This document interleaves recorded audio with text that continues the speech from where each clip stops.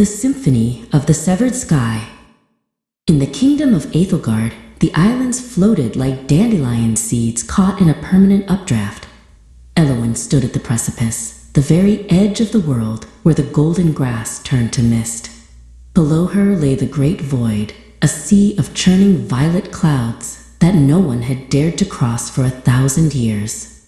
It was said that to even look into the depths was to invite the silence into your soul. Far beneath the clouds, in the sunless realm of Umbralis, Cyprian walked among the glowing mushrooms of the low-tide forest. His world was one of echoes and bioluminescence, where the only light came from the pulsing veins of the earth. He looked up, past the jagged obsidian ceilings of his home, toward the ceiling of clouds. He had heard legends of a world where the light didn't pulse, but stayed constant and warm like a touch. The law was absolute. Eight of Night, the story of a human who entered the world of Jinn. Deep in the heart of the shifting dunes, where the wind whispers secrets to the sand, stood a lonely stone archway. It looked like a ruin to most, but Idris knew better.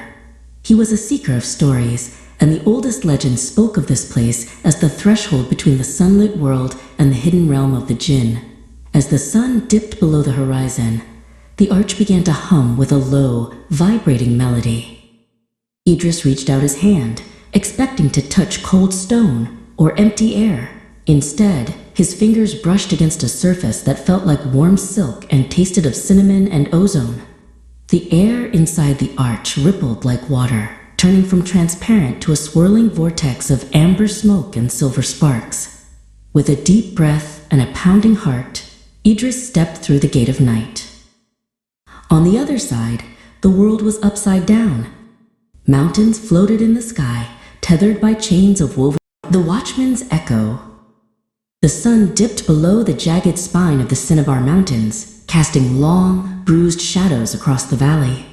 Idris stood atop the iron sentry, the wind tugging at his cloak. For 7 years he had watched this horizon, waiting for a war that had finally burned itself out. Tonight was the last shift. By dawn, the heavy gates would be locked for good, and the tower would belong only to the dust. A lonely night for a final vigil, isn't it? A voice rasped, appearing from the smoke of the torchlight. Idris didn't flinch. He was used to the flickering presence of Ash, the Jinn who lived in the marrow of the tower's stones. Ash didn't look like a monster. He looked like a man woven from twilight and embers, his feet never quite touching the grit of the floor.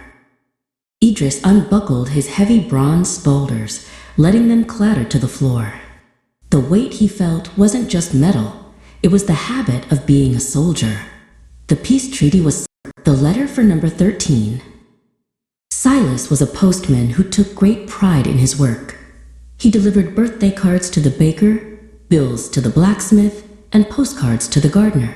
Every envelope had a home, and Silas made sure they found it. But at the very end of Elderberry Lane stood a gate that everyone else avoided. It led to number 13, a house that sighed when the wind blew and shivered even in the heat of July. The townspeople called it the Howling Manor. They said the windows watched you pass, and the floorboards gossiped about your secrets. Silas didn't mind the stories, but he did mind the rust. The iron gate groaned like an old man's knees as he pushed it open. He had a very important letter in his bag, a shimmering blue envelope addressed to a Mr. Vellum. As Silas walked up the path, the air grew chilly. Shadows danced in the corners of the porch, leaping from the pillars to the eaves. He reached the front door, which was carved with the faces of lions that looked remarkably grumpy. The midnight shift at the Dusty Olive.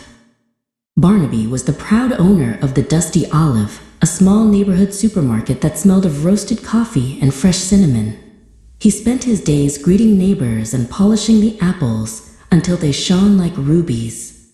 However, lately, Barnaby felt like he wasn't the only one working in the store. Every morning, he found things exactly where they shouldn't be. It started with the soup cans. Barnaby arrived one Tuesday to find every single tomato soup tin arranged in a perfect towering spiral in the middle of aisle 4.